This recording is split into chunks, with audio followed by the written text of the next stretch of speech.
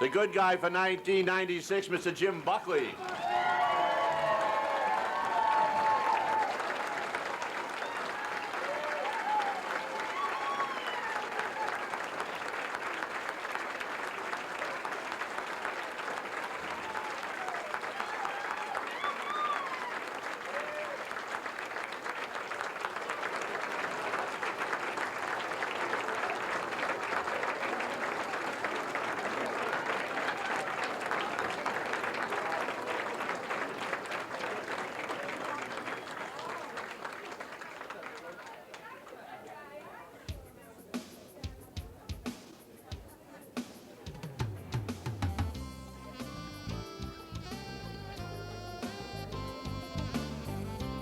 Ladies and gentlemen, I know Tom Bizzara said to stage the seats, but I don't think that's necessary. You can mingle. We won't be eating for another 15 minutes or so until Jim says his how do you do, so relax a little bit. Maybe Jim will buy us all a drink.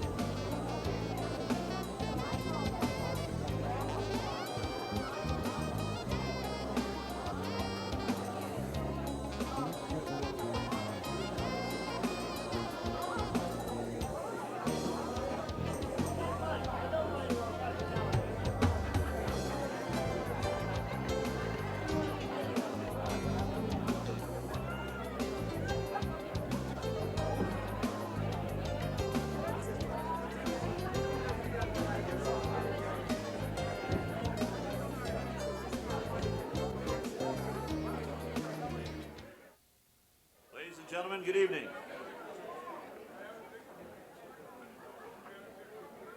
Welcome to the 30th Annual Wilmington Good Guy Award. What we're going to do tonight is I'm going to introduce the head table. We're going to say grace, then we're going to eat. And after we eat, we'll find out if anybody in the hall here has something to say about Jim Buckley. Let me introduce the head table, if I may, first. Off to my right is last year's good guy, Mr. Ed Whitney.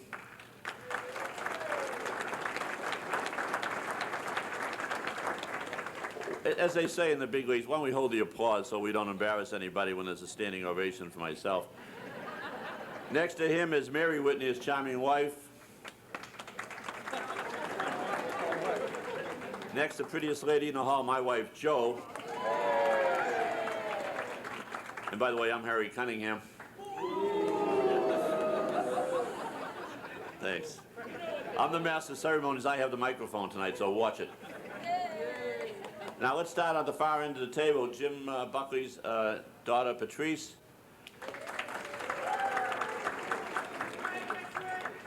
Her husband, Mr. Michael Eli. Next is Jim's sister, Kathleen Buckley.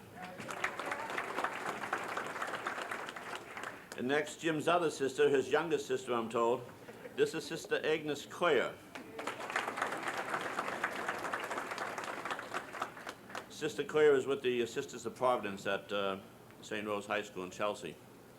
Next to Sister Clare is Eleanor Buckley, Jim's wife.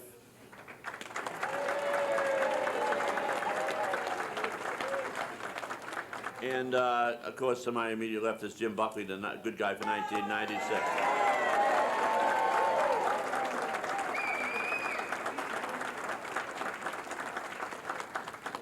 Now, there are a few dignitaries here I'd like to mention before Grace. And the reason I introduced them before Grace is because once you meet them, you know why. There's three of them here tonight who rank as dignitaries. One is Selectman, Chairman of the Board of Selectmen in town, named Mr. Jim Rooney. At the same table, our state rep, Mr. Jim Maselli. And at the same table, Senator Bruce Tarr. Now, it's no accident these gentlemen are sitting at the same table. We had planned it, though, the table was going to be out in the kitchen, but at last minute, here they are here. And we're going to ask Sister Agnes Clare to say grace, but before we do that, another person here at the hall is not a dignitary anymore. He's still a great guy. In fact, he's the first good guy here in Wilmington. His name is Rocco DiPasquale.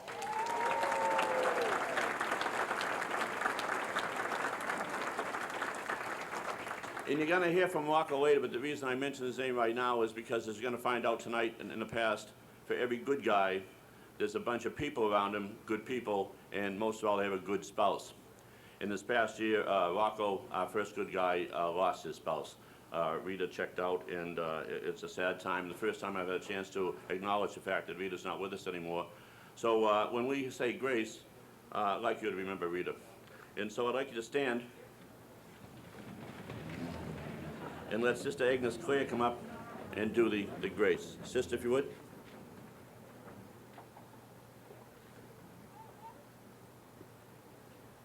Bless us, O Lord, and these our gifts which we are about to receive.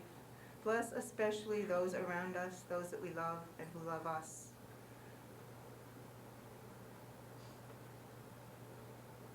Amen. Thank you, Sister.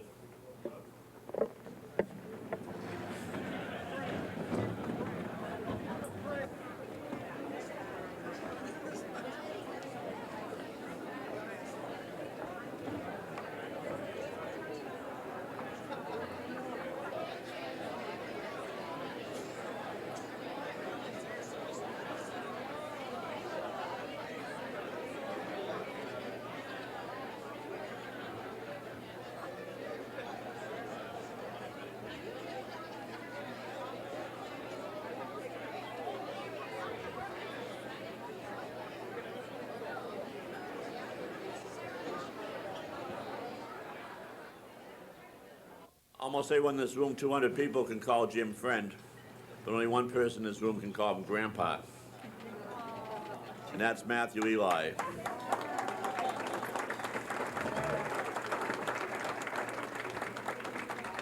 Harry, which one is Matthew? The one with the most hair. Oh, right next to you. But I'd like to, while people are eating in an effort to get into the program tonight, I'm just going to list the people who are going to speak tonight. And if anybody wants to add their name to the list, they can speak to me while we're finishing our meal. I think a few people might want to take your name off the list. We only have 2 on the list, Tom. Well, that leaves nobody. You better carry on yourself. Do Tom and I remind you of Abbott and Costello? So I'm going to be really serious. Every now and then we do this, and what happens is I say goodnight to everybody, thanks for coming, and there's someone in the corner that says, you know, how about me, you forgot, and I have a gift for the good guys. So I'm going to mention tonight we're going to have someone here from the library, the state rep, we have a group from the post office, we have the recreation department, we have Mike Burns' group, we have Senator Tarr, we have the 4th of July committee, we have the senior citizens. We have the town represented by Selectman Rooney. Mr. Bizzarro will say a word. the good guy, Mr. Whitney, will say a word. We have Sandra Curtin here from WCTV, Channel 30. We have Rocco DePasquale representing the Lions. We have another dance group made up of Jim's old girlfriends from Chelsea. We may save those people to last. And then we have another one, young Bobby Seville is going to mention something about him and his and Jim's favorite pastime. So if there is anybody else, if you let me know beforehand, I'll add you to the list. And if anybody wants to leave early, they can also do that. And does anybody in the group, I mentioned the dignitaries here tonight, if there's anybody else in this room that's important, just raise your hand. And speaking of WCTV tonight, we have with us Don Leard and Ron Bucheri. Right, Ron? Pronounce it properly? And for you people outside of Wilmington, we have a station right here in town, and we show the Selectmen's meeting, we show the services at the Methodist Church, and we show the Good Guy Awards over and over and over. So if you enjoy the program tonight, come on back to Wilmington and catch it anytime you want. I think we'll wait and introduce the first speaker when we're at the dessert level. You want, the pardon? The town moderator's here, Jim Stewart. You consider that important, Jim? Selectman Rooney thinks the town moderator's important. He may be important to you. Yeah, Jim Rooney up back also. He's representing the 4th of July Committee. It's an oversight. Thank you. Chairman of the Board of Health. You want to take the speaker? Chairman of the Board of Health is here. And that is? I don't recognize him. Oh, jeez. Dr. Figicello. I'm sorry, that's an oversight. Thank you very much. Anybody else? I think this will be Bizarro, Rooney, and Cunningham tonight. So we'll... Sick of hearing it.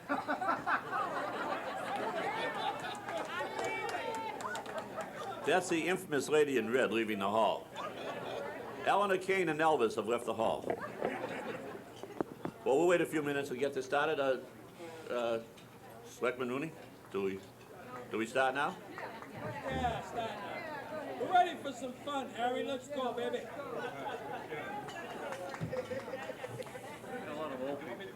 No, not yet. No, I'm saving you for last. You want to go there now? What a pushy son of a gun. You want to come first? He does. Lead the left. Yeah, okay. Selectman Rooney, I'll put you on the second speaker if I may. Okay? Thank you very much. Okay. You may run the streets in the town hall, but here I'm king. What time are you leaving? I'm afraid to tell you. Okay, listen, let me, while everyone's eating, I guess I'd like to get the program started. 30 years ago, Wilmington selected their first good guy. And it wasn't because they felt it was a good guy award to be given and then let's find someone to deserve it. They felt there was a person in town who was a superhuman being. He was very active in everything except politics because a good guy cannot be chosen if he is in the political field. So 30 years ago, a group of people said, you know, that Rocco DePasquale, who runs a restaurant down there, he does a great job running a restaurant. He doesn't cook the food too well, but he runs a nice restaurant. But he's also very active in town. He's good to the softball people. He's good to the church. He's good to any human being who needs a helping hand. So a group of people went down and said, hey, Rocco, you're a good guy, and here's an award for you. Of course, these people also bummed a free meal while we were there. But that was the first good guy. And after that happened, they said, well, this is a pretty good idea. Let's do this once a year. Let's pick out someone in town who's a good guy. And it was Ray McNamara and Frank Safaz, and over the years have had a whole bunch of good guys. And there's been some criticism. They felt that, you know, there's only so many good guys the town of Wilmington, the size of the town of Wilmington can have. So over the years, it's been kind of, you know, getting less and less and less important. And in fact, last year we didn't have anybody. We had reached the bottom of the barrel. Yes!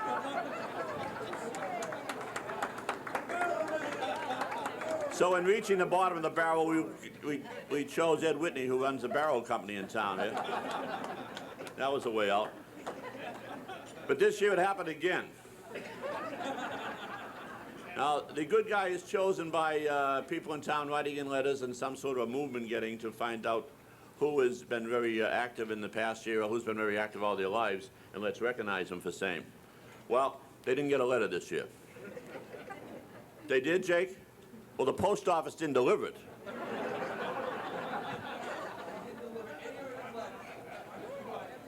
So it was getting pretty desperate, so finally I guess someone heard that someone could write, and lo and behold, a letter showed up. And it was from Mrs. Buckley. So the committee called me and said, "You're on again this year, we're gonna make a run at this." And I said, "Fine, okay, what's my assignment?" They said, "We'll go down and meet the good guy's wife and find out what he's done that, you know, he should be so honored tonight." So I said, "Who is he?" And they said, "Jim Buckley." I said, "Fine, Jim Buckley." So my assignment here in town is to, you know, go down and visit with his wife and get a little background so I can sound somewhat intelligent up here during the course of the evening. Wasn't home, huh?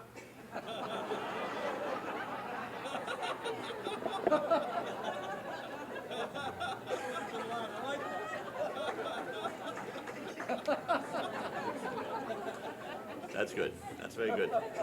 Sergeant Rooney, get his name. We want to know where he lives. So anyway, I go down, I knock on Mrs. Buckley's door, and I knew from the start there was going to be a problem. I said, "Mrs. Buckley, I'm from the Good Guy Committee. I'm Harry Cunningham, here to talk about Jim." And she said, "Joe."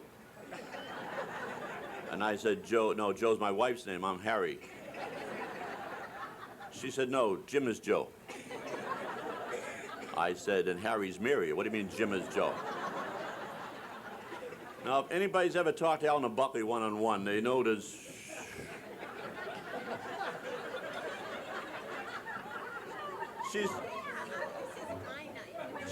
She kind of has that glazed look in her eyes. And I knew I had a problem from this little introduction, and plus there was something about her I recognized, and I could not put my finger on it, but I said, well, time is gonna, you know, tell. So she invited me into her home. I don't know if anybody's been in the Buckley home or not. And I am not a person of past judgment, but she works all day, he works all day, they're very busy at night, so maybe that's reason for the condition of the house. I told my wife about it, and she said, well, how would you describe the motif, the decorations? I said, what do you mean? She said, was it like colonial? And I said, it was like early Unabomber.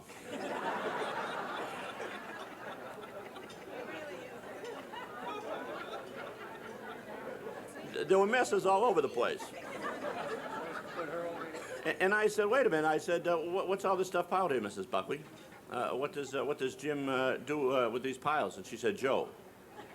And I said, what? No, Jim, Joe. I said, I get it now. What does Joe do with these piles? I said, it looks like mail. And she said, well, it's a series of letters and packages that Jim brings home and opens up. I says, isn't this stealing from the post office? She said, no, he returns it all. He seals it up and takes it back after he reads it. Well, I was going to bolt and run at that time. But I said, Mrs. Buckley, well, what else has Jim done? Does I go back and tell everybody, the committee in the town of Wilmington, what he's done? And she said, well, why don't you see his playroom? So we go into this dungeon she calls a playroom. And as soon as I walked in, I knew why he was a good guy. Because he is a grandfather, little Matthew. We walk into this room, and one entire wall is nothing but snapshots of little Matthew, okay? And of course he's young, so some of them were without a diaper and some, you know, doing little things. And I said, he really loves his grandson, doesn't he? And she said, you mean Matthew? And I said, yes. I said, look at all the pictures of Matthew over there. She said, that's not Matthew.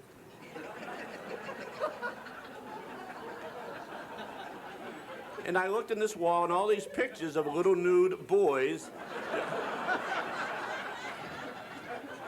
There wasn't one of Matthew. And I said, when does Jim take these pictures? She said, when he's not opening the mail. So I said, this, don't tell me, Mrs. Buckley. I said, this cute little mask over here must belong to Matthew. She said, no, that cute little mask is Jim's. And I said, it's a pumpkin, isn't it?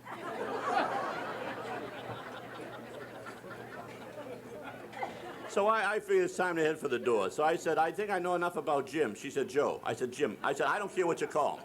I said, I got to get back now, Mrs. Buckley. I got to leave. And she said, well, wait a minute, she said. Let me show you the list of things that Jim has done to rate him being a good guy here in Wilmington. And she hands me 74 typewritten pages.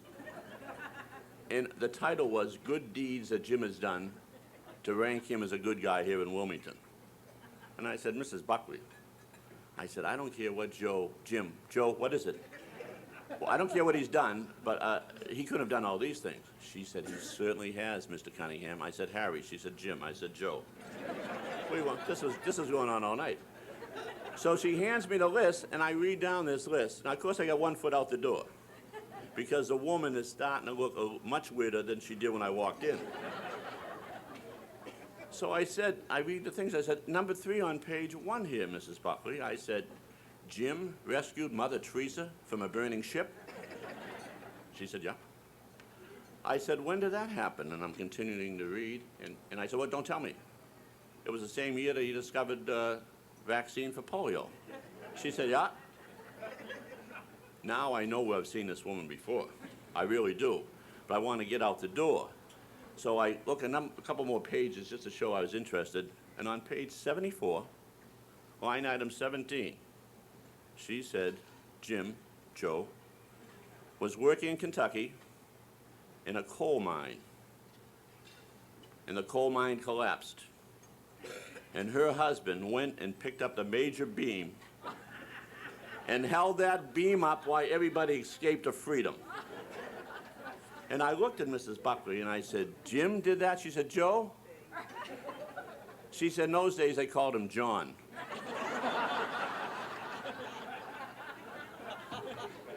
So I said, Mrs. Buckley, there's only one thing we can do here. I said, why don't you condense that list you have and put it in letter form, and I'll read it tonight and see if the people in Wilmington agree that he should be a good guy.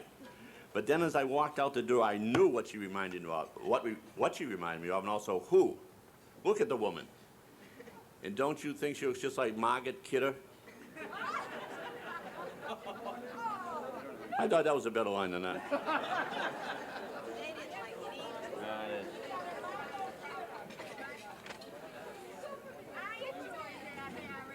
This was going to lead into Mrs. Buckley reading her letter, and at the last minute she backed out.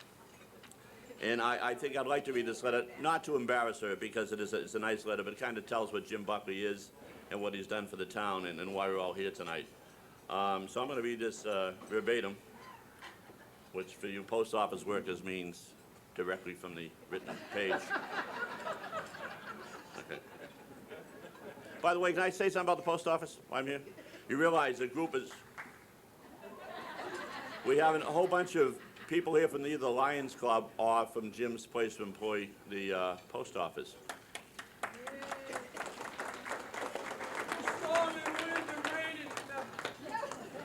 And the post office people, as you know, are pretty much maligned by everybody. But I really think the United States owes them a vote of thanks. And I want to thank you for the many reasons. The first reason being we all wear the Unabomber. He was in business 18 years, and we lost 5 people. He could have wiped out the country if he used Federal Express.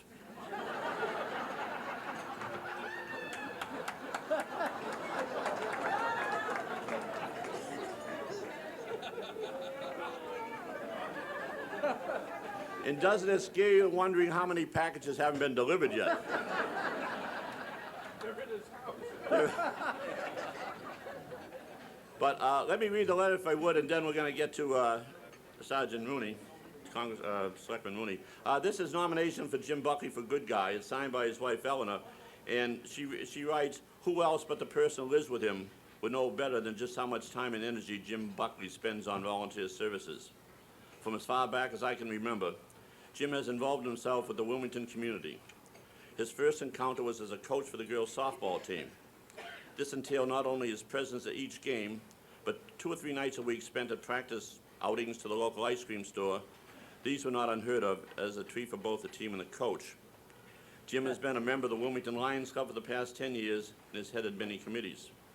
These committees have successfully ran such events as the senior citizen dinners, Halloween dances, impersonator nights, and road races. While in the Lions Club, he has served in many different capacities, and whether it was the tail twister or president, his enthusiasm and good humor was always present. He has also been the liaison between the Lions Club and the sightless people needing equipment of assistance in the town. For example, he has been instrumental in acquiring a computer for a local blind man in order for that man to earn a better living. Jim also has helped twins blind from birth to acquire different tools and equipment for their development. Piano lessons, special audio book tapes, and even a swing set presented and assembled for the twins were all projects that Jim made possible. Jim is also a member of the Wilmington Recreation Committee. In this function, he oversees the going-on of the Wilmington Recreation Department. This entails meeting once a month and also participating in whatever functions the Recreation Department is sponsoring, such as the Horribles Parade, the Fishing Derby, the Easter egg hunt, and Santa's visit at Christmas. Another volunteer activity Jim became involved in was a local cable TV station. And after taking a course at the studio, he became a video cameraman in a local TV at the local TV channel. This involved doing camera work for local town meetings such as selectmen meetings, League of Women Voters, etc., etc. And the last paragraph states, Jim Buckley is definitely a take charge and giving person. Whenever a cause is mentioned, he immediately becomes involved. It could be providing car transportation to a disabled person or donating platelets to a leukemia patient. Whatever the task, big or small, the central theme is his willingness to help his fellow man. And no matter who the committee chooses for good guy for 1996, Jim Buckley will always be my good guy.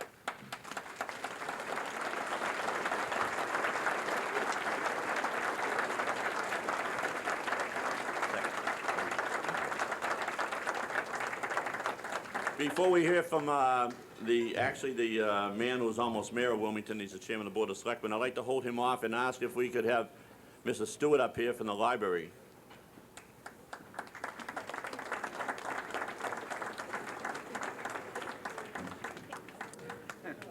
Mrs. Stewart is with the guy who lights her fire, and that's her husband, Danny Stewart, who's the fire chief here in Wilmington. Mrs. Stewart.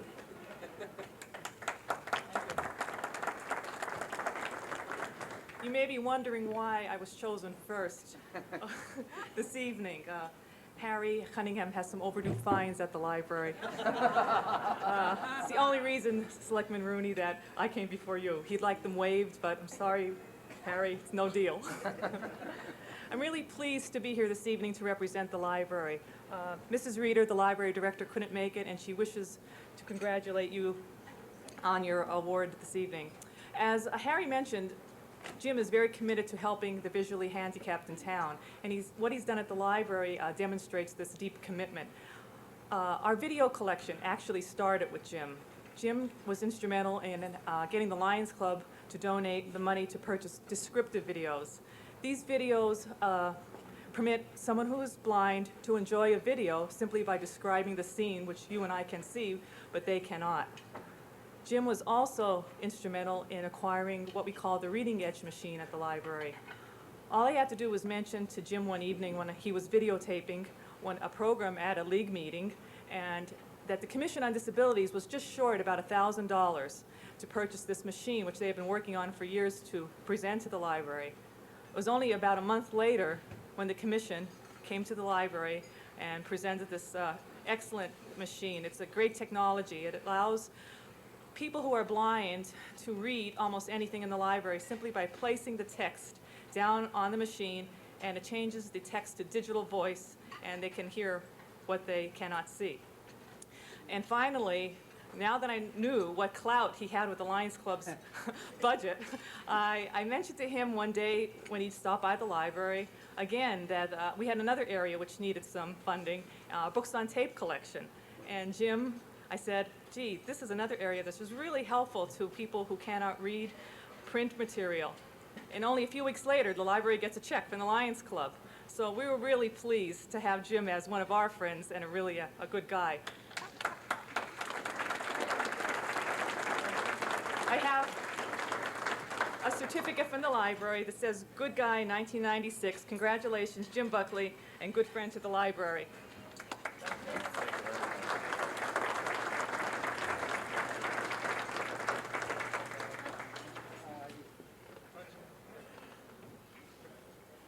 Thank you, Mr. Stewart.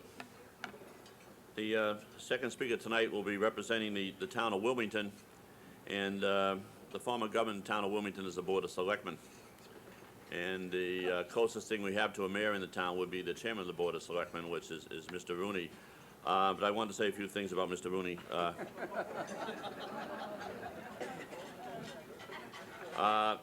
Here in Wilmington, it's very strange. We have on the Board of Selectmen, we have officer, take him out of here.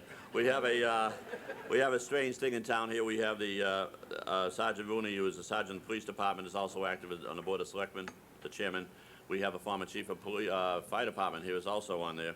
In fact, the joke around town is if you dial 911, you get the Board of Selectmen.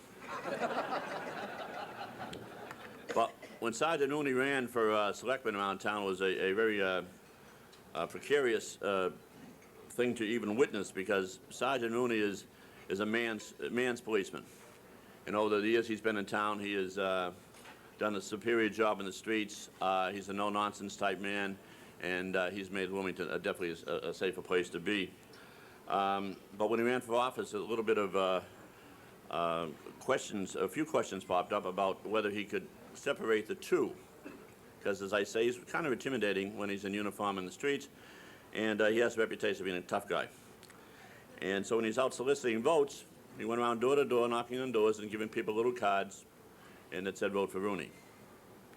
And on the back of the cards was the Miranda Act. And this was compounded when he went down to vote. The first day he ran for office, he voted to vote. Sergeant Rooney was out there with his wife, the very charming Mrs. Rooney, Susie. And she's very gregarious, very outgoing. And she was standing there with a big sign that said, vote for Rooney. And he was standing there right beside with a sign that said, or else. Or else. I will repeat that later on. But the scary thing about it, I came home one day and I said to my wife, I was just stopped by the police in Wilmington. She said, well, what's so bad about that? I said, oh, I was stopped by Sergeant Rooney. She said, was he speeding? And I said, no, it's worse than that. She said, what could be worse than that? I said, he wants me to vote for him. She said, well, what's the problem there? I said, I'm not voting for that man. And she says, well, so what? She says, it's a private, it's a secret ballot. He'll never know. You go in and just tell him later on you voted for him. I said, what if he only gets 2 votes? I said, I'll spend the rest of my life trying to convince him that it was me, not Susie, to cast the second ballot. But all in all, you have to admire the man. And I said to my wife, you do admire this man. I says he spends all day in the streets with a criminal element, and then jumps down to the town hall and passes the laws. She said, well, what's so unique about that? I said, are you kidding me? I said, this man is eye to eye with rapists and dope fiends and liars and thugs. She said, the element of Wilmington is not that bad in the streets. I said, I was talking about the Board of Selectmen.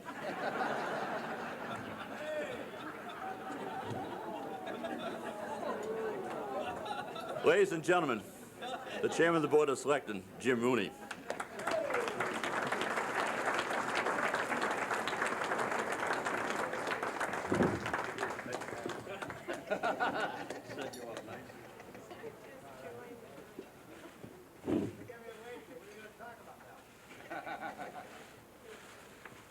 Ladies and gentlemen, on behalf of the town of Wilmington, to Jim Buckley and his lovely family, token of appreciation And thank you, Jim, for being Jim Buckley. Thank you very much.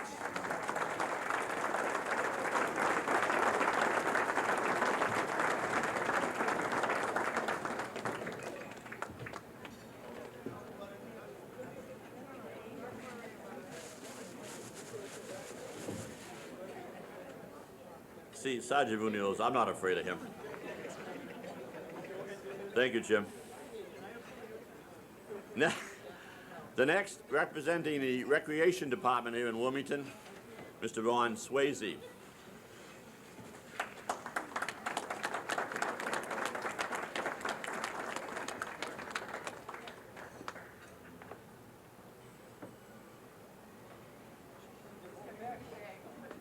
Whenever you get a chance, Ron.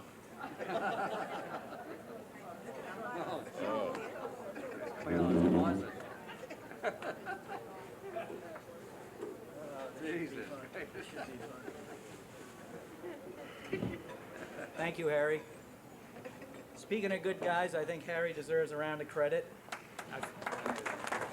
I didn't say what for yet. I found out earlier this week that Harry passed up a trip to Disney World to be here tonight, so that shows a real commitment. This should be fun. The Recreation Department has known Jim Buckley for quite a while in varying degrees, and I'm going to throw out a few anecdotes that I've experienced with Jim over the years. First of all, I'd like to thank Tom for inviting me and with his special manner of inviting.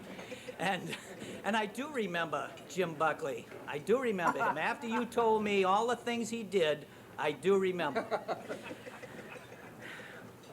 So, first time the Recreation Department had any experience with Mr. Buckley was about 15, 20 years ago when we had fun runs. This was when the running craze was just starting across the country. And Jim would always show up down there at the Common. Every month, Jim would show up. The only trouble is, we'd send him out. He'd never come back. So at least we know he's alive. I'm glad to see him here. Then we move on to the next involvement with Mr. Buckley. It was our fishing derby. Somewhere about 20 years ago, Rocco called me up and he said, "Come on over to the restaurant. I got a good idea." Wasn't pizza. We all know that. I go over and he says, "How about a fishing derby?" Pointing up to his big fish he'd caught. And I says, "I'm a fisherman. I like that idea. We should do that. Let's do it." So we developed the fishing derby with the Lions Club. Then after a few years, Jim Buckley takes over and we have the Lions involved. But Jim forgets the worms. Every time down there, every year, Jim shows up late. The little kids are standing there in line. Tom's over there with the donuts. Buckley shows up, no worms. That's not the worst of it. The kids come up with the fish and say, "Mr. Buckley, what is this?" He says, "I don't know." That leads me to my first gift.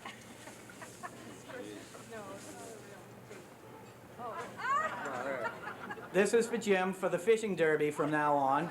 This is a real fish, and he doesn't have a clue what kind of fish this is, but you guys and girls out there that fish, you know what this is.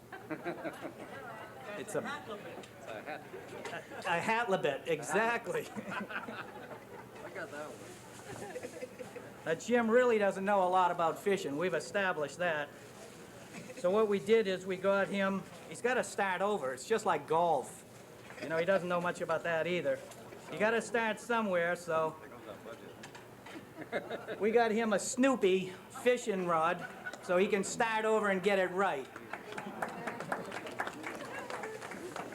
You know where these are going.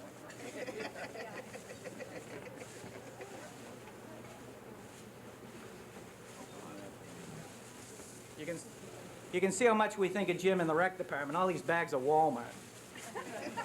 Oh, yeah. Down the bottom, I come out with, here's how to start your fishing career. There we go. Very good. So there's fishing.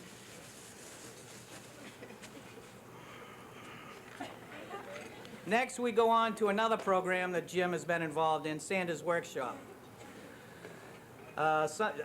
Harry mentioned some of these programs earlier. Jim has been with us in the Santa Workshop program for many years. He likes to show up, and sometimes he steals the camera away. That's when the kids start crying. Every year when he does that, you know it's going to happen. The parents come over, who is this guy? I say, that's Jim Buckley. He's a good guy. Really, the good guy in that situation is Santa Claus. You know the work he puts in. And our Santa looks a lot like Mr. Michael Burns. So there's another good guy. And then, just about my last one, the Horribles Parade. Now this is a real good one. He loves coming down to the Halloween parade because now he's in his element. And Harry made mention to it earlier. You saw the mask the other day? Well, you should have been down the parade this year when he had his pumpkin mask on. He was running around, do you know the pumpkin man? But we stopped that right away. We knew that he was going to be a bad boy. Other things that Jim has helped us on are the rec video. Jim helped us, along with WCTV, putting together a rec video that we've been showing around. Very good, thank you, I appreciate that. Here's another one of his shows of expertise. Last year, he says, Ron, why don't you run a trip to Myrtle Beach? You know, we'll do some golf and everything. It's all right, that sounds good. You know, we have a lot of success with our trips usually. So guess how many people we get? 3. I'm serious. This year, without Jim's help, we got 44. No go. That's a true story. I won't mention the minutes. He's on the rec commission, so he's sort of like my boss. I won't mention what the minutes look like when he brings them in all scribbled. It says, Ron, you paid more attention. You write them. That's all I have, except for on a more serious note. My involvement with Jim Buckley since those first fun runs has been nothing but positive, and everything that's been said about him tonight is true. And it's amazing that he can commit himself to so many things and do it with the class and dignity that he does. It's, I've been very happy to deal with him in all these instances. Thoroughly enjoyed working with him. So from the rec department, I have an honest-to-goodness gift to give him. Jim Buckley, 1996, good guy, in appreciation for dedicated service to the youth of Wilmington. And this is a desk set. So thank you very much, Jim. Thank you very much. Enjoy it. Enjoy it. That's my hat. I want it back. You want it back? I don't think so.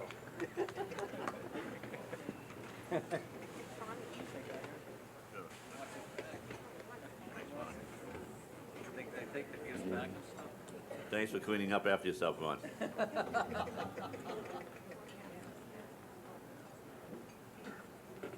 Next, we're going to hear...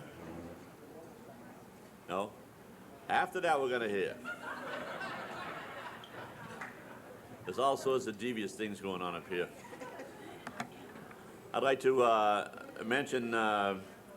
introduce the next speaker tonight, representing the state senate here in the state of, the Wilmington area, Mr. Bruce Tarr.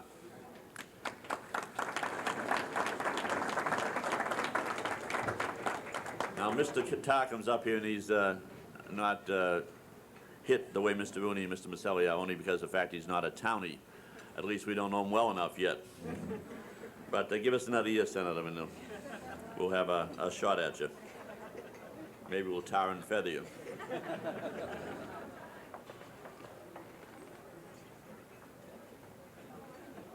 Thanks a lot, Mary, Harry. What was it again? I'm not from town. You don't know me well enough yet. It's great to be with you again at another Good Guy Award. This is always an interesting thing to come to because afterward I try to explain to my legislative colleagues what happens at this night. And oftentimes they ask and I try to describe it to them and I say, yeah, they find the best guy in town and they insult him. Then they insult his family. Then they make more fun of him. Then they bring in people from the rest of the town to make fun of him. And all of a sudden, my legislative colleagues always say, if that's what they do to the good guy, what do they do with the bad guys? And I say, well, for the bad guys, we have someone in town named Officer Rooney. And the rest is history. But it is good, particularly on the heels of last year coming for my first Good Guy Award with Ed Whitney. And I think Ed is still recoiling from that. He takes refuge in Gloucester on weekends. We found him a good counselor. There's nothing to worry about. He's doing quite well. It's also good to be here again with Harry. And Harry, I'm wondering, if library fees get you to go first, then what do your parking tickets look like if Jim Rooney got to go second? And that obviously means since I got to go third, you haven't seen your state tax bill yet. But we're working on it. It is good, too, to come and see Jim. And when I was talking to Bob Buell just a little while ago about this event, you know that Bob always enjoyed this. And Bob wanted me to ask everyone, he said, make sure to find out how they're doing on combs. And I said, well, I'll try to check, Bob, and see how the supply is. And he said, well, who is the good guy this year? And I said, well, it's Jim Buckley. He said, well, you don't have to ask him. And I said, what do you mean, Bob? And he said, well, it probably hasn't worn out yet. You know, it's hard oftentimes to come to an event when you don't necessarily know that well the person that's getting the award. And Bob was reminding me of the story in Vermont where there were two brothers and one had predeceased the other. And when it came time for the second one to pass on, the priest called to order the funeral and asked if anyone could eulogize the second brother. And no one stood up. And the priest looked around again and no one stood up and he said, there must be someone who can say something good about the man that's just passed away. After a while, a gentleman got up from the back row, took off his hat, walked to the front, climbed up the stairs. The priest waited with great anticipation, and the gentleman uttered, his brother was worse. It's always tough to go to an event, but it's great to come to an event when you know that an entire community has found a good guy and supports a good guy, and supports a good guy because of all of the many things that he does. And I want you to know, Jim, that after listening to all the descriptions of the many activities and awards you're involved in, we've asked the post office for an audit of your hours. We expect it to come in soon. I can understand why your wife refers to you as Joe and Jim and probably a few others. But it is good on a serious note to come and be able to recognize someone who has meant so much to the community, someone who obviously has meant so much to the community because he doesn't do it for praise. He doesn't do it for accolades. He does it because he cares about the people in this town.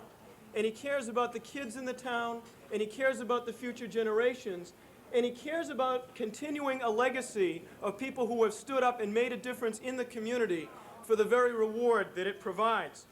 So Jim, I'd ask you to stand for just a minute so I can present you with this. This is an official citation from the Commonwealth of Massachusetts. This one is congratulatory. It's not like the one Harry's going to get later. It's from the State Senate. It reads, official citation, be it known that the Massachusetts Senate hereby extends its congratulations to Jim Buckley in recognition of your being named the recipient of the Good Guy Award. And be it further known that the Massachusetts Senate extends best wishes for continued success, that this citation be duly signed by the President of the Senate and attested to and a copy thereof transmitted by the Clerk of the Senate. Jim, this is signed by Thomas F. Birmingham, the President of the Massachusetts Senate. It's attested to by Edward B. O'Neill, and it's signed by myself, State Senator Bruce Tarr. And to set an example for the post office, we dated it on Friday, so you'd know we actually did something in the State House on a Friday. It's dated May 10th, 1996, and it gives me great pleasure to present this to you. You are a good guy, and it's great to be able to give you an award from the Massachusetts State Senate. Congratulations.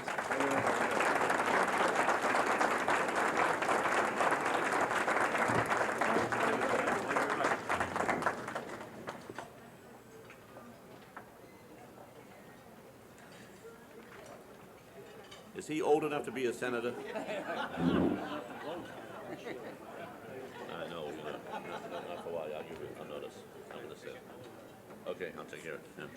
Thanks, Tom. I need the pressure. Next, we're going to have a little bit of entertainment. Not that Senator Tarr was an entertainment, don't misunderstand me.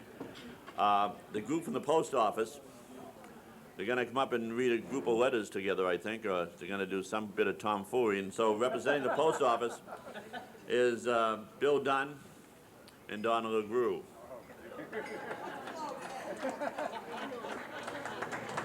LeGroux? It's not Donna, it's Bill? I see. Don't touch my cooler. Yeah, sensitive I am to my cooler.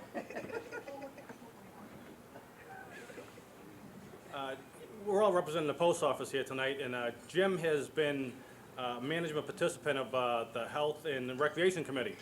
And every winter he'd schedule ski trips 4 or 5 different times during the spring and the winter months. And 40 or 50 of us would get together and head north. And Jim would never hold back. He'd always provide the best for the postal people. He'd hire the best coach buses with the stereo systems, the VCRs, the plush seats, toilets, a necessity. Jim insisted that we start the morning off with a cocktail. We'd have champagne and mimosas. And then after the champagne and mimosas, he got his few women that he hired to be the hostesses, passing around cheese, crackers, Danish. And that reminds me of a story. One day, we're all standing outside the North Reading facility around 5:30, 6 o'clock in the morning, ready to take off for about a 2.5-hour trip north. And we're waiting for the luxury bus to show up, and we're preparing ourselves for the day that Jim has always promised us. And all of a sudden we look out after about an hour delay and we see this bus pull into this parking lot. And we're all looking and saying, this can't be the bus that we're taking today.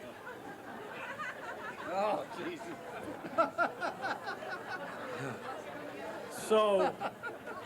So with this bus, we have a song we'd like to dedicate to Jim Buckley right now. So if you would.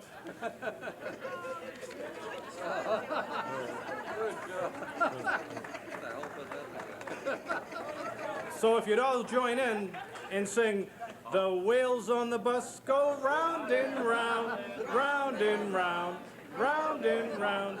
The wheels on the bus go round and round, all the way to Ski Town. Jim Buckley planned the trip and he did good. He did good. He did good. Buckley planned the trip and he did good until the coach broke down. The school bus showed up instead of the coach. Instead of the coach. Instead of the coach. The school bus showed up instead of the coach. And bathroom was where we went. People on the bus said they had to go pee. They had to pee. They had to pee. People on the bus said they had to pee. So bad they could no longer see. Told the driver she better pull over. She better pull over. Jim told the driver she better pull over before they wet their pants. People on the bus were so relieved. So relieved, so relieved. People on the bus were so relieved. The Jim was praised and cheered. Give big cheer for Jim Buckley. Jim Buckley. Jim Buckley. Give a big cheer for Jim Buckley. Good guy of the year.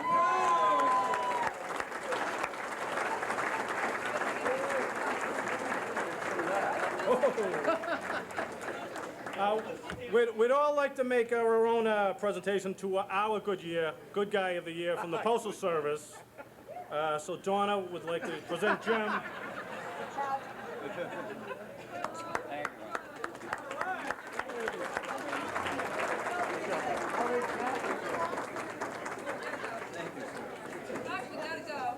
Union driver. Let's hear it for the post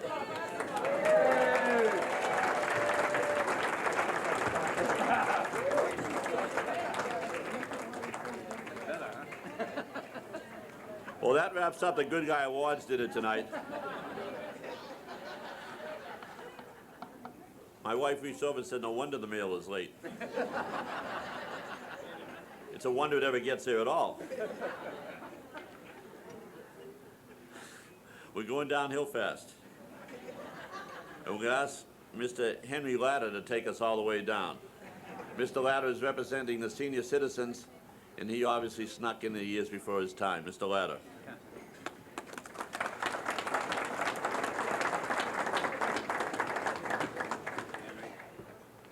Congratulations, Jim. And every time that I've seen Jim has been in regard with some kind of a benefit that he was delivering to the seniors. But the Lions Club paid for 100 hot meals to be delivered. Jim delivered them. He helped deliver them. That's the kind of a guy he is. And I worked behind a camera at WCTV, filming Santa Claus with children, and I didn't know for 2 hours who was underneath all of that. It was Jim, typically Jim. Congratulations, Jim. You are a good guy.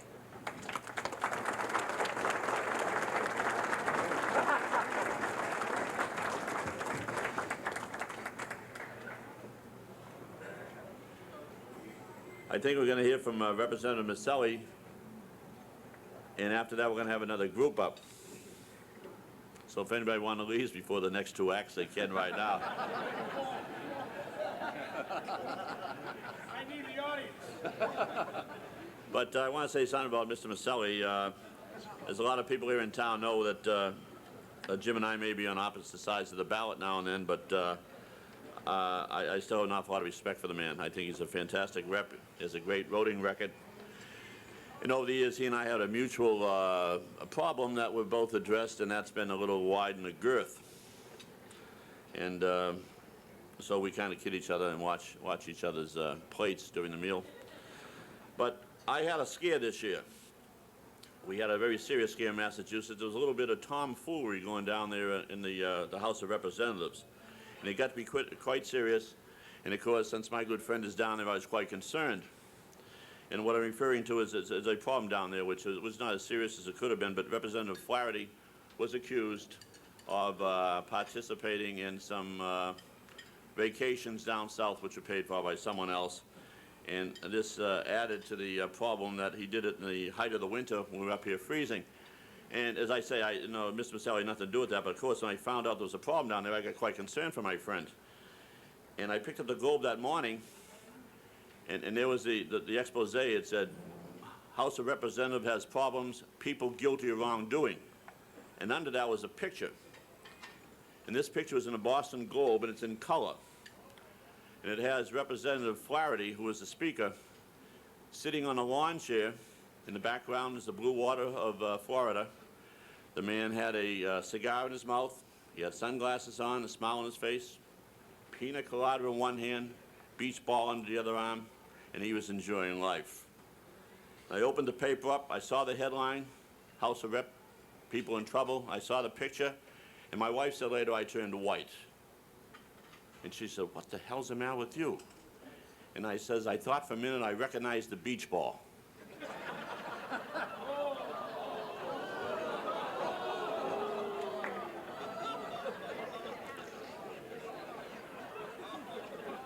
Now, you probably know I'm moving out of the state and the town of Wilmington. But there's no better man in the town of Wilmington than Representative Maselli, Jim Maselli.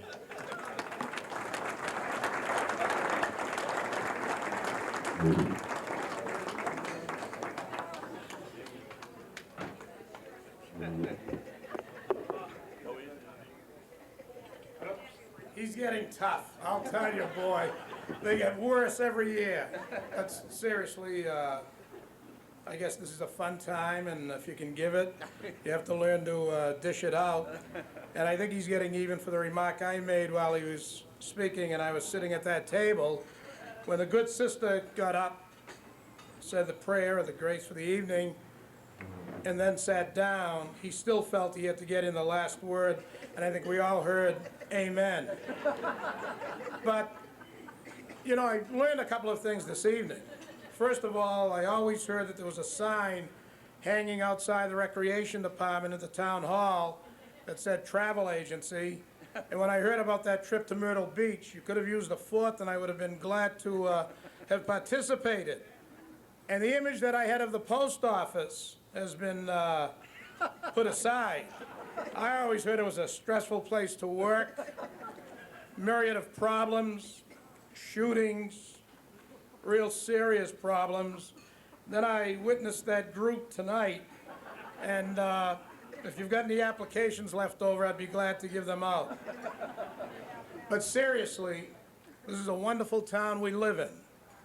And it's a wonderful town because there's a real sense of community. It's a town where people really care about one another. And that's why this occasion this evening and occasions in the past, the Good Guy Awards, have been very, very important because they give recognition to those folks who really make this town go. And it gives recognition to those folks who really care about their fellow man and try to do something relative to the youth of the community, the senior citizens, of people generally in need.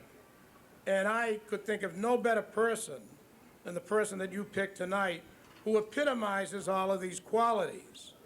And Jim Buckley and his lovely wife are a perfect choice this evening. And I say that jointly because he's only as good as the person who lives with him. And they've just been a wonderful couple. I think we all know that they're very close, and they've made a significant contribution to this community. And I, too, would like to read a citation. And I'll have you stand up, too. There you go. Sit down. I'll deal with you at another time, brother. Now, the first one is the Commonwealth of Massachusetts, the House of Representatives. Be it hereby known to all that the Massachusetts House of Representatives offers its sincerest congratulations to Jim Buckley in recognition of the outstanding occasion of your receiving the prestigious 1996 Good Guy Award. The entire membership extends its very best wishes and expresses the hope for future good fortune and continued success in all endeavors, and it's given the 10th day of May, 1996 at the State House, signed by Thomas Finneran, Speaker of the House, offered by James Maselli, Assistant Majority Leader, and we always make these nonpartisan. And we have one other, the Commonwealth of Massachusetts, William Weld Governor, Arjo Paul Salucci, Lieutenant Governor, to Jim Buckley in honor of your receiving the 1996 Good Guy Award, which is deserving of recognition by all the citizens of Massachusetts. And it's signed the 10th day of May, 1996, William Weld Governor, Arjo Paul Salucci, Lieutenant Governor, and congratulations, and the town is better for having you live in it. Thank you.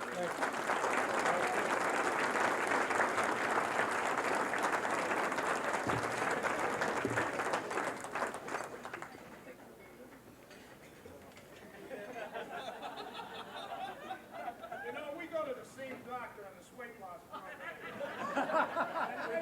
I was ahead of him by about 60 pounds, and I mean to the better. And now we've kind of shifted sides, but I'm going to still beat you.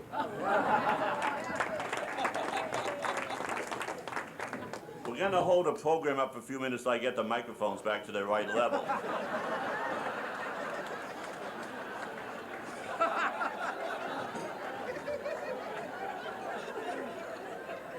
Our next guest will be Danny DeVita.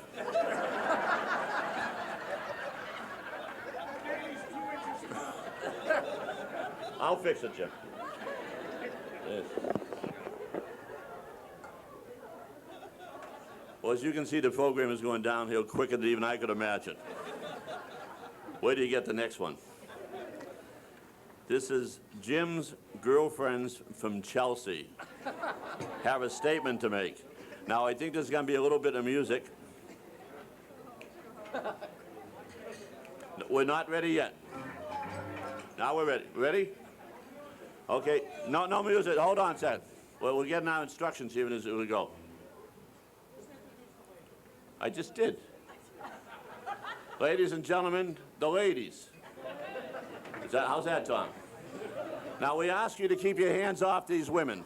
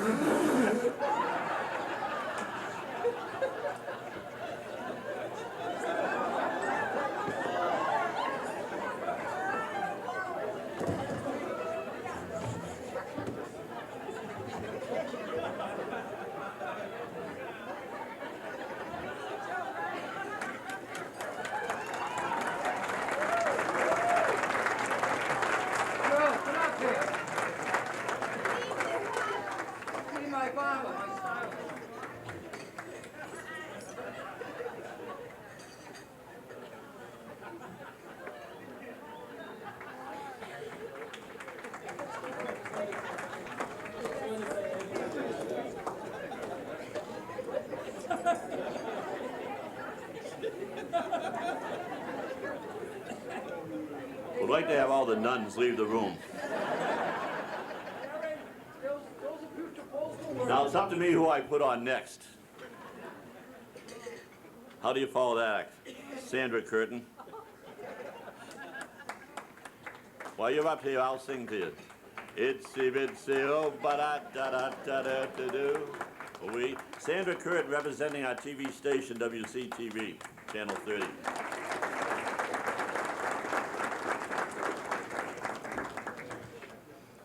I'm particularly pleased to be invited to speak at Jim Buckley's Good Guy dinner. Ever since I met Jim, I always thought of him as a fellow with a big heart. And I guess I have two examples to tell you. The first one is when the call went out for Mary Lou Ducey that she needed platelets, everyone did what they could do to help. But Jim donated a multitude of times. I could call Jim any time and say, we need platelets now, we need them right away. I thought I was going to be better about this, I'm sorry. Jim donated so many times that finally they really had to ask him to stop donating for his own health, for the good of his own health. But he loved going to the Mass General. The nurses made a big deal out of Jim.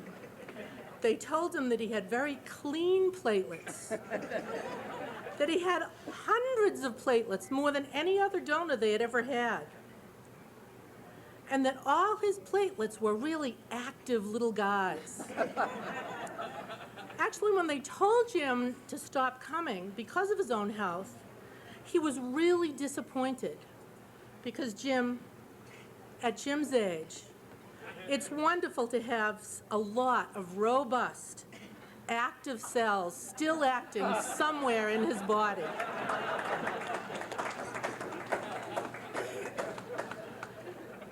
The other example of Jim's good heart is more of an exposed example of his heart. In Jim's attempt to spark up some social occasions, he would kind of sneak off during the occasion and come back dressed in a sarong, a coconut bra, and do a belly dance as his alter ego, Madame Zarex. Of course, with the guys that he hung around with, he got a lot of offers and a lot of proposals. And everybody thought he was really something special and sexy. But Jim, the silicone implants was going way too far. Seriously, as president of WCTV's board of directors, I'm proud to say that Jim is our second member to be chosen Good Guy of the Year. And I have two presents for Jim.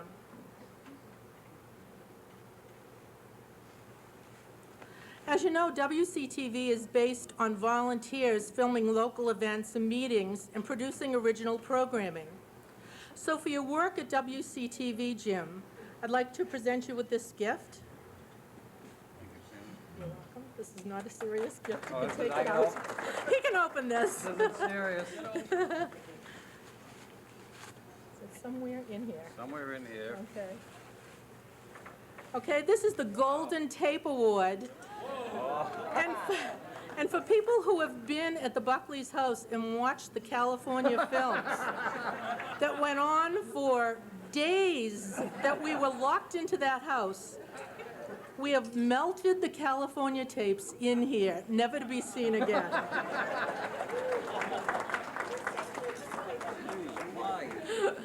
Eleanor said I enjoyed them. The second gift we'd like to give Jim, and I'll open this one for you, Jim, is a WCTV jersey. But we're only giving him this jersey with the promise that he does not wear his coconut bra underneath it. Congratulations, Jim.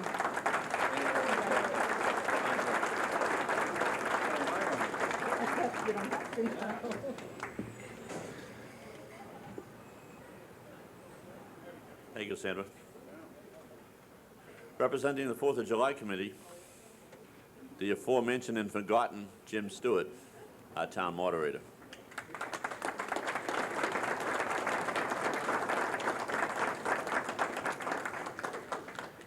I don't make fun of Jim because he lives behind the microphone.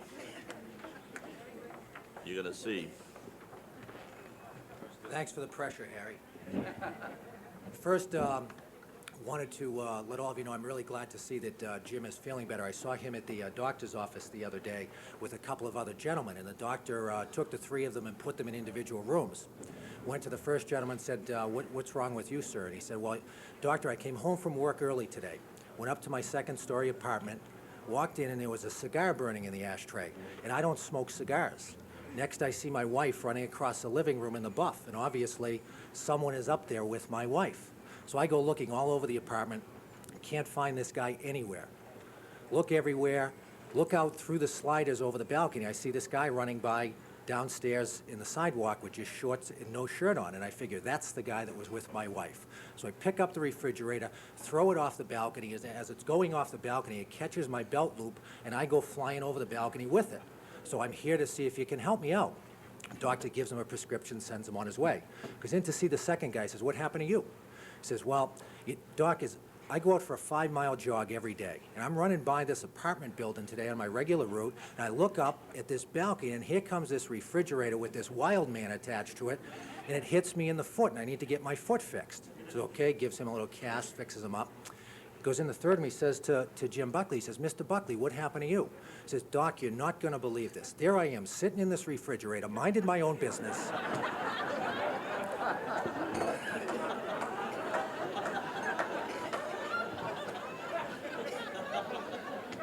I got the look from the sisters, so I'll scratch the I'll scratch the nun jokes, I guess. You're probably wondering why a member of the 4th of July Committee is up here. Jim's not on the 4th of July Committee, and why I'm up here presenting something. And to put it in its simplest form, I have absolutely no idea.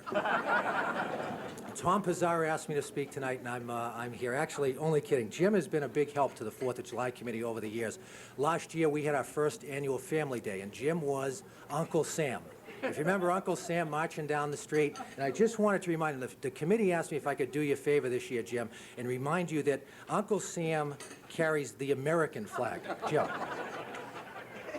It's not the Lions Club flag, and it's not the Irish flag either. Jim was celebrating, I guess, Irish independence. Some might call that an oxymoron, Irish independence. No, I didn't call you Harry. I said oxymoron, not complete moron. Actually, Harry and I go way back. We're good friends. Harry's a great guy, very generous guy.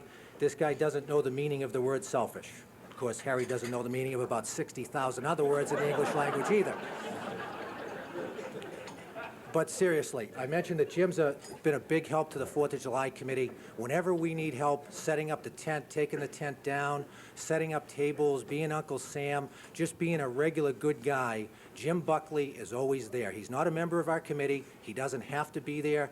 He wants to be there because he's a good guy in Wilmington. And on behalf of the 4th of July Committee, Jim, I wanted to present you with this certificate, which will give you and your wife a free dinner and preferred parking at the 4th of July celebration this year. And for those of you that have been, you know how valuable that parking pass is. And also on behalf of the Wilmington 4th of July Committee, I'd like to make this donation to the Wilmington's Lions Club in your name, Jim. Congratulations on being named the 1996 Wilmington Good Guy.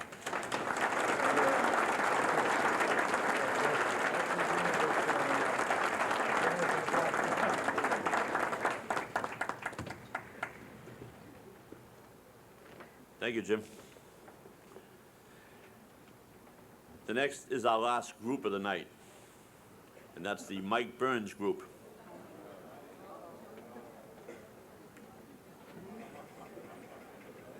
Oh.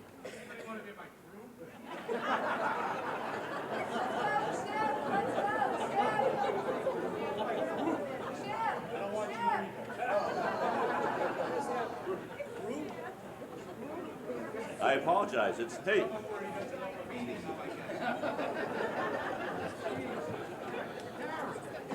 It says make room at the podium for a group.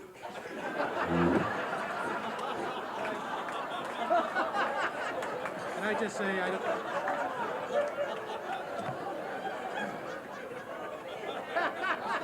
Representative Maselli, looking at you and Harry, I don't need the name of the doctor.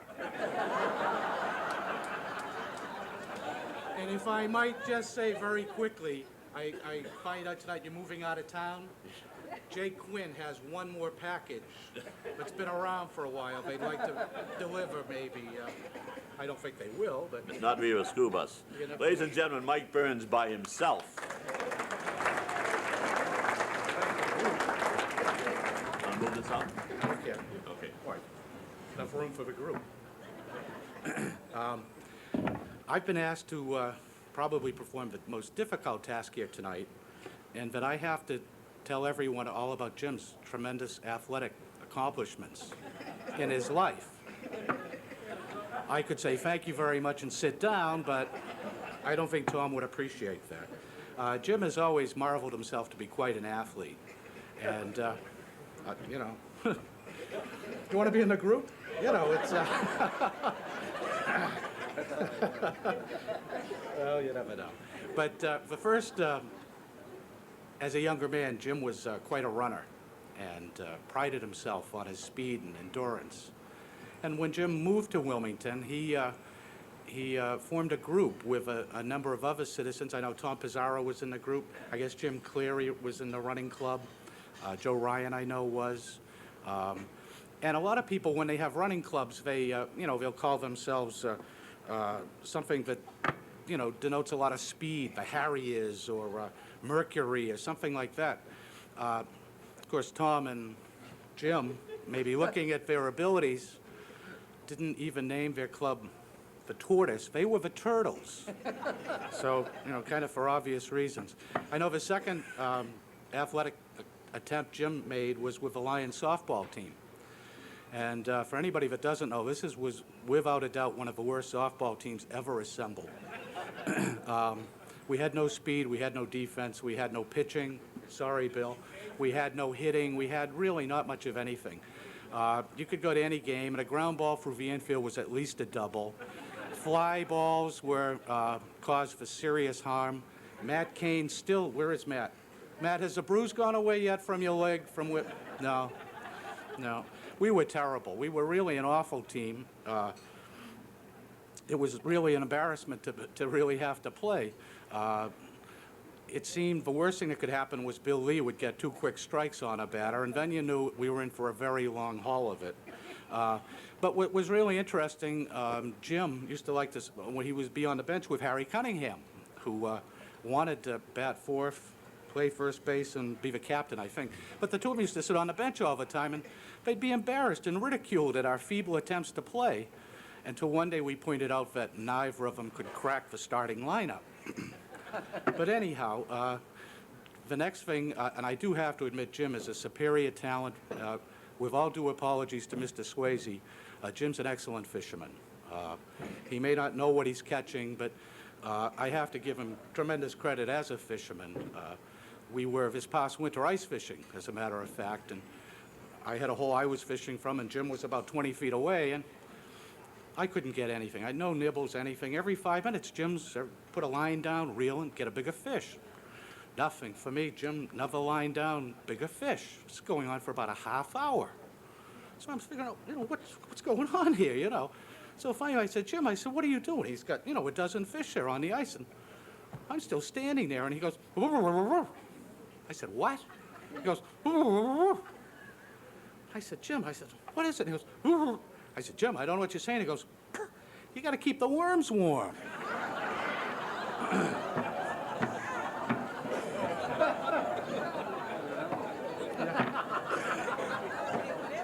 Whatever, Eleanor says he's right. That's what you have to do. But, of course, I know finally from the number of people in the room that have played golf with Jim, they have to realize that that's been probably his second greatest love of his life. And Jim plays golf an awful lot, and someday he'll play it well. We assume that he'll play it well. It's a lot of fun to play with Jim because he always manages to beat me. And I could never quite figure out why. And I've come up with a reason. I know Paul Bova can attest to this. Jim keeps his own score. And what he does is he starts with a 1, and then he has a 2, and then his 3rd stroke, and he has his 4th stroke, and then he goes back to 3 again, and then he stays at 3, and then he goes to 4, and he stays at 4 for 2 or 3 more strokes. Once in a great while, he might get to 5, but if he does, he always goes right back to 4 again. Never gets a 6, never gets a 7. Occasionally, we'll take an 8 if he thinks somebody's really watching, but if it can count that high. Never gets a 9, never gets a 10. I don't think he doesn't really, his scorekeeping is not unique, but he just kind of stutters when he counts. So, in keeping with the tradition of his athletic ability, he can't count. Then again, he works for the post office. So, with that, that's all I have to say, and the group and I would like to sit down. Congratulations. Best wishes.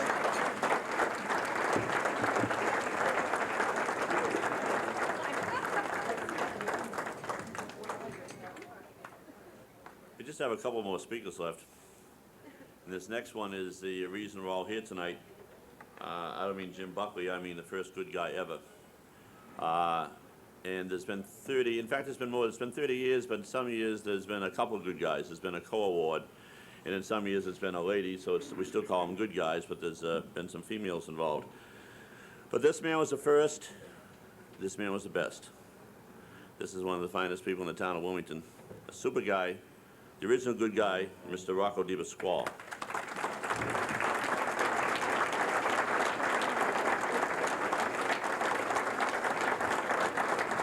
Of course, they're going to serve another meal by the time Rock gets up here, so. Over the years, I've made fun of Rocco for his Italian heritage, his receding hairline, that he likes to go to the hops a lot. But I'm not going to say anything about that tonight. Ladies and gentlemen, the first good guy ever, Rocco DiPasquale.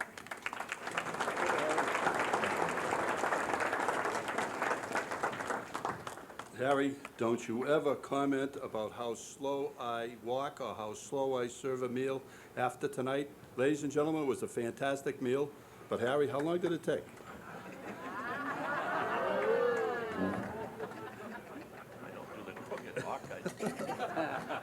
No, in all seriousness, I'm here tonight to praise one of the best good guys that's ever come through the borders of Wilmington.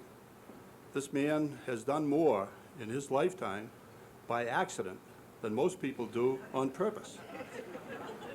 So really, it's a wonderful thing to have a man like Jim Buckley to be honored in this community. One of the things that I heard in a little while back was that maybe the Good Guy Award has gone its route. But I want to tell you tonight, if there are people in Wilmington that are anywhere as near as good as Jim Buckley is, then it's your responsibility as a community to seek them out and to make sure that they're recognized. I truly believe in that. But I gotta tell I have to tell a story. This is a seldom known story about Jesus. And you'll appreciate this, sister.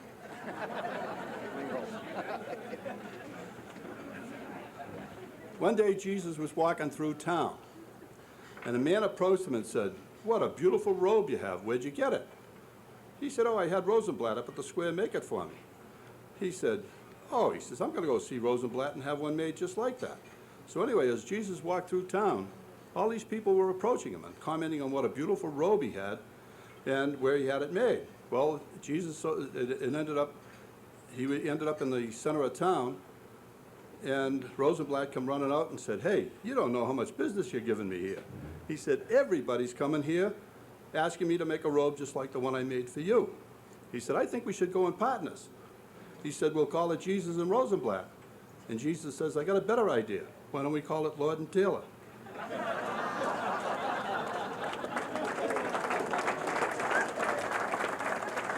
But Tom, you're supposed to give me a jacket. Well, that gives me some time to talk about Harry Cunningham. I came with a list of things to say, good things to say about Jim Buckley, but everybody has said them well before I came up here. And one thing that they didn't mention, Jim, was the fact that you walk the marathon every year. And he walks that for charity, the full 26 miles. And that's an accomplishment in itself. And I just wanted to make sure that everybody knew that. That was one of the things they didn't comment on tonight. But I want to just mention the fact that Harry, good old Harry, used to comment a few years back about our esteemed representative. He used to say, "Did you see how much weight Jim Maselli lost? Cripes, he lost a whole person." You know, well, everybody looks at Harry, but I haven't heard anybody say, "Look at Harry, look at all the weight he lost. He looks like he lost a whole person." Well, he did. And I want to make sure that you keep that weight down. So, well, Joe wanted to make sure that you kept that weight down, because I understand that if you go into an extra size, that means that she's going to have to put an addition on the house. She's already talked to Matt Kane, and it's just going to be in a closet, because you're going to have so many different size suits that you're going to have to put in that closet. So I just want to make sure that Joe said to keep the weight down, and from now on, you have to be known as Fats Cunningham. So that every time someone calls you Fats Cunningham, it'll remind you to keep your weight down. So, all right? I know I'm going to get it, because after I walk away, he's got, you know, I'm at his mercy. So every shot I can take at him, I'm going to take.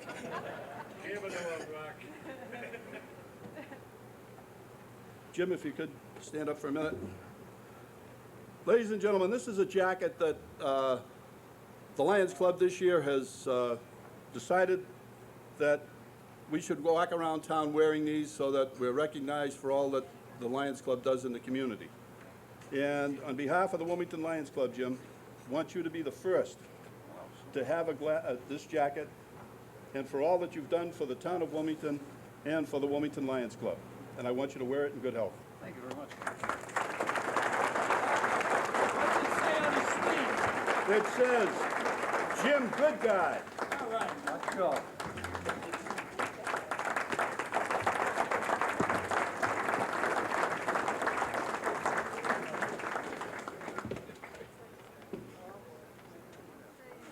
Give me time to sit down.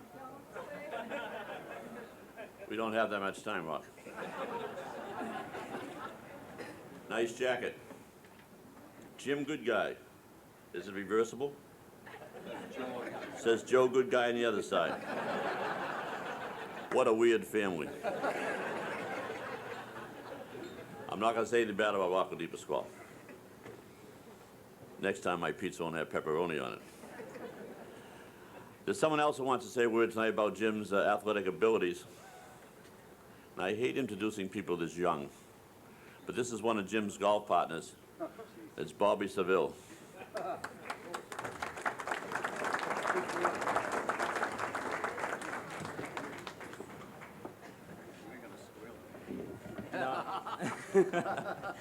I don't think a night would be complete if I didn't highlight on a couple of golf stories that I've shared with Jim, other than the stories that I think Mike just mentioned.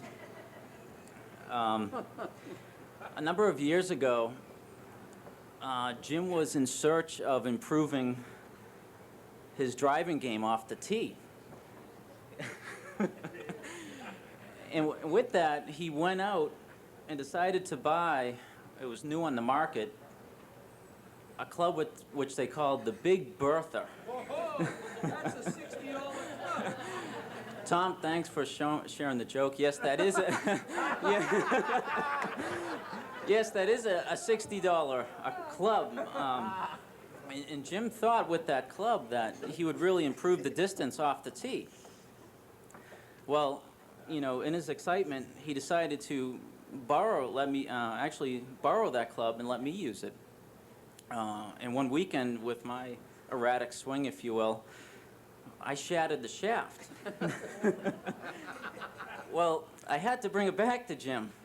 And because Jim is who Jim is, he purchased the club with cash. He didn't want any sign of how much it really was. That made me feel real nervous because, well, it might be a little bit more than $60. Well, Eleanor, the whole couple months, we had a joke amongst the golf friends and within the Buckley family that this club, this $60 club, we kept on saying, well, geez, that club is really, you know, worth all it's worth, $60.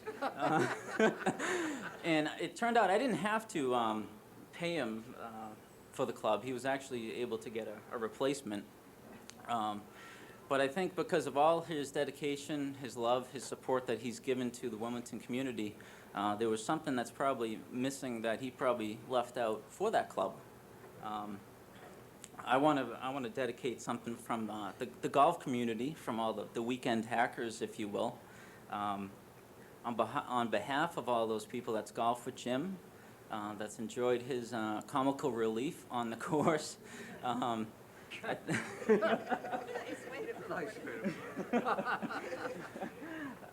want to give Jim something I think the club needs is a club head for all the lack of for support.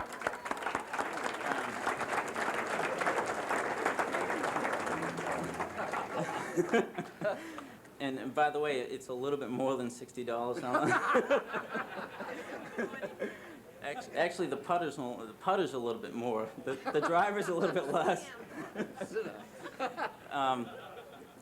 One last thing I want to say on behalf of Jim. I don't necessarily think Jim is a good guy. I think he's a great guy, and I don't necessarily think Jim is a good golfer. But I don't want to go there.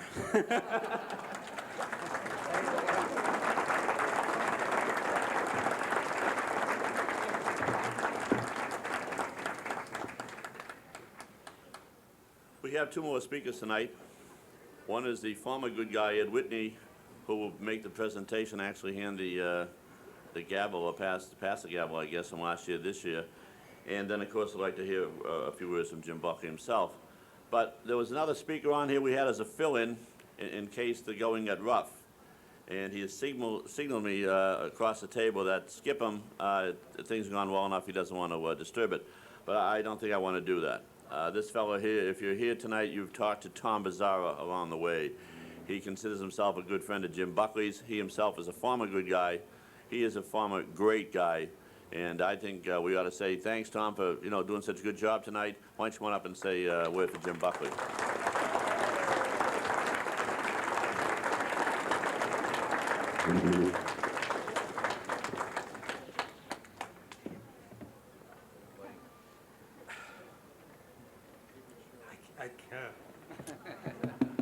I can't think of anything funny to say. I had a speech. Rocco, I'll tell you the truth. I met Jim Buckley about 15 years ago, and approximately 12 years ago, I coerced him into joining the Lions Club, along with two of my very best friends in this town, Bob Happy Power and Mike Burns. I'll tell you something, I'm proud to have Jim Buckley as my friend because, as you all know, bald-headed, one-eyed guys can use friends. Are you kidding? I love this guy. I think it's been beautiful. I can't believe that all you people would come out here just because you like chicken that much. It took you forever to get it. I haven't got much to say. I love Jim Buckley, as you well can tell. And I'm glad you came. I know you enjoyed yourself. We have one more speaker after me, and then we're going to see Jim get up here and accept all the responsibilities of putting this show on next year. Thanks a lot for coming. I love you all, and I love him more than anything in the world.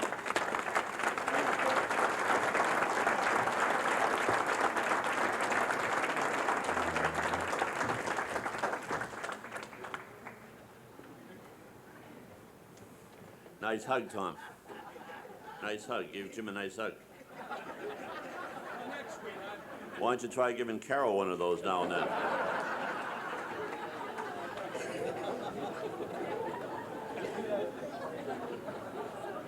Ladies and gentlemen, the bottom of the barrel from last year, Mr. Ed Whitney. Good guy, 1995.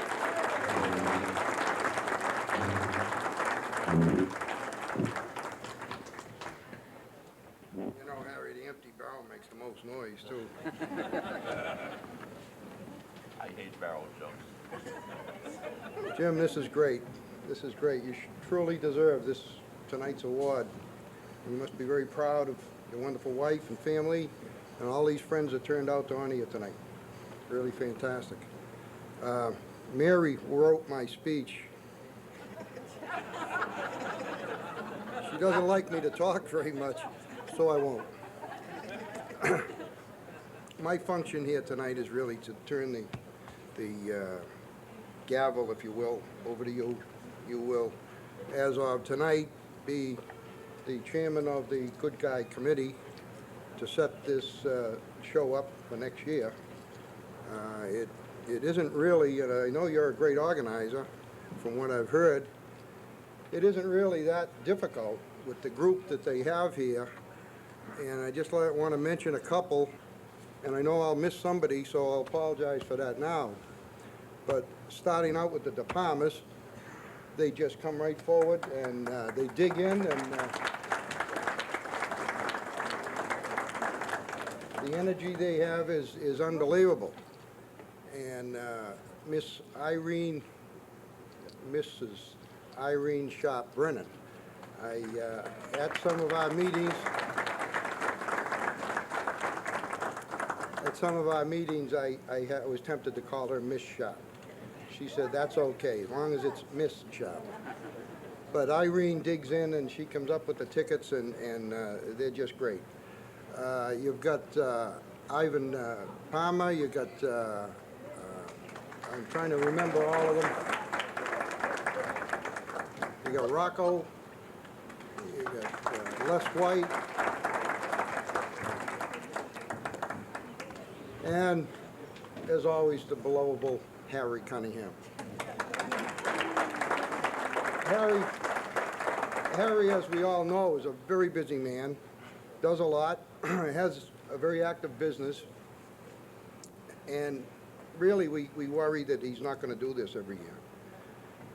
So we told him he doesn't have to sign up, just do it once a year, and he said that would be all right.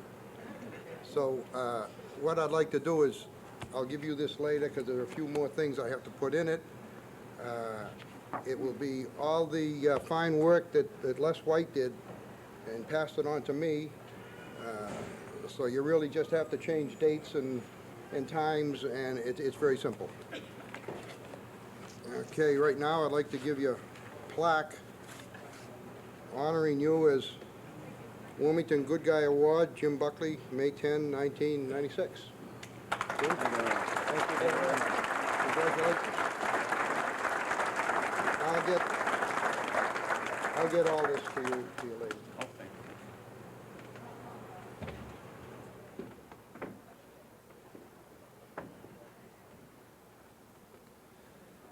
Thank you, Ed.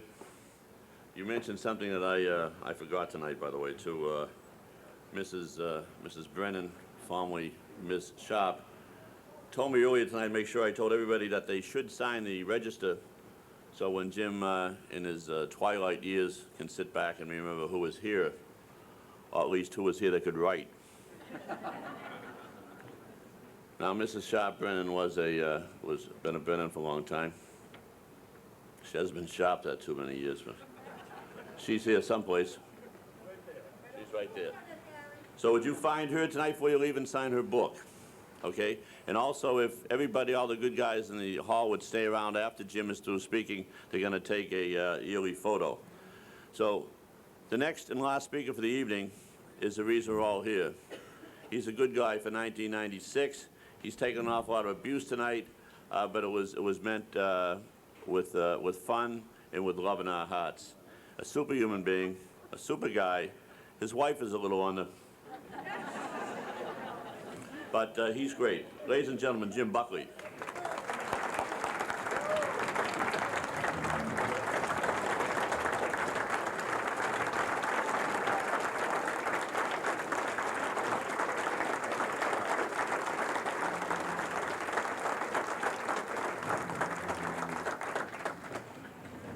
I don't have Mike Burns to write my speech, so I don't know how I'm going to do up here. As Representative Maselli alluded to, this certainly, Wilmington is a great town.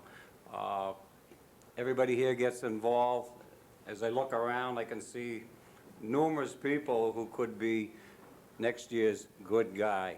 I mean, I grew up in Chelsea, I moved to Wakefield, and I ended up in Wilmington, but in my travels, I've never been in a community, and people tell us this, such as Wilmington, where everybody does get involved, you know, starting with the 4th of July committee, the senior citizens, the Lions Club, the Kiwanis Club. Everybody gets involved, and they really make it the town that it is.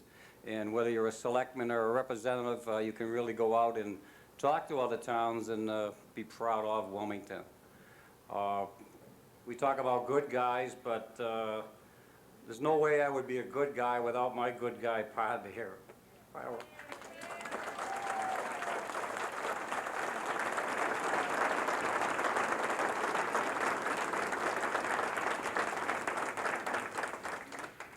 Do I do something for the community, or do we do our ski trips with the post office? I do them because I enjoy doing them, so it is a selfish motive.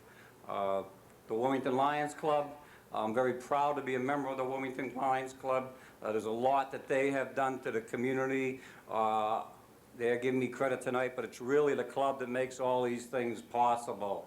Whether it's donating to the library club or the scholarship to the library, the scholarship fund, or the senior citizens. I'm really proud to be a member of the Lions Club, and I will always be a Lion. Thank you, everybody for coming, and I really enjoyed this. And thank you, Harry.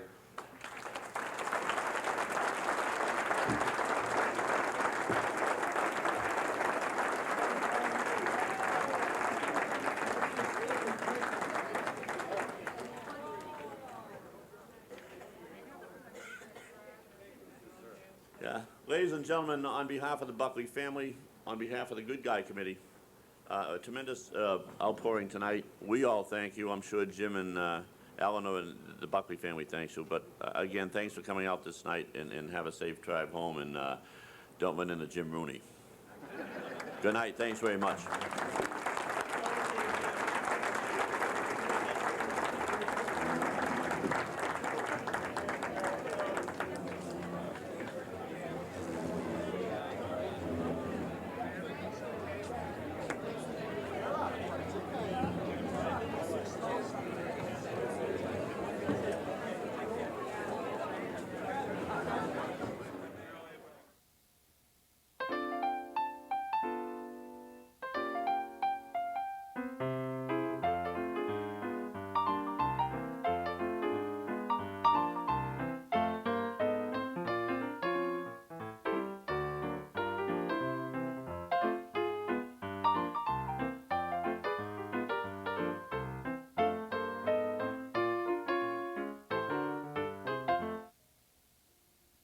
WCTV Incorporated is not responsible for the content, views, or opinions expressed in the preceding program, which was created by an independent producer.